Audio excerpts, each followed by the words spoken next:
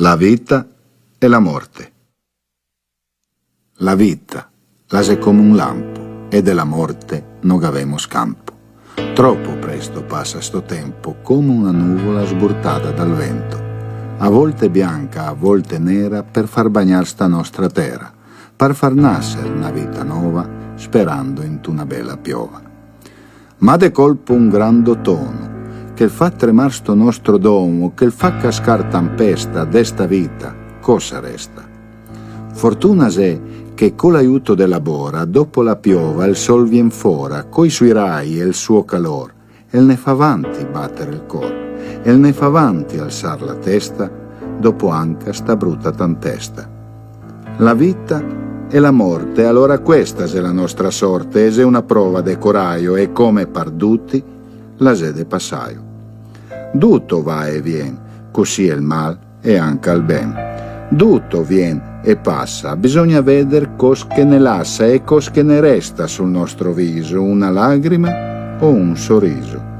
A chi più, a chi meno, e allora preghemo de non perder la speranza, perché in cavo va tutto sulla balanza, davanti il nostro Cristo, che de noi è gaduto visto, e de gaver anche la forza e con gran pentità de domandarghe pietà, buttandosi in ginocchion davanti il suo trono, pregando perdono. Sì, perché il nostro corpo resta intera, ma le nostre anime le spera d'arrivare in ciel, davanti a quel cancel fatto de rose bianche rampiganti, con de drioduti quei santi, fatto de fiori e no de ferro, con davanti San Piero, che ne spetta con le chiavi in man, perché lui del paradiso è il guardian. Ma prima di tutto quanto ne spetterà il sacrosanto giudizio universale, che per ogni anima è il uguale. Allora in un piatto vignerà messo tutto il ben che avemo fatto, e in quell'altro i nostri peccati, che in te la vita sì che li avemo fatti. Penso che ogni piatto il sarà ben carico, pien come de olive un baligo, tutti e due sarà pieni, un de bontà e l'altro de veleni.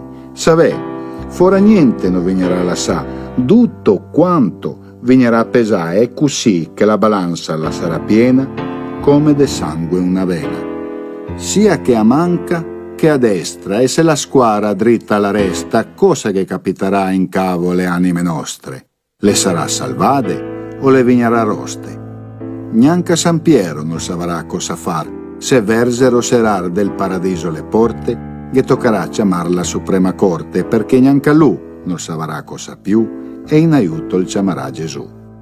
Cristo sto dilemma lo ha risolto senza nessun problema.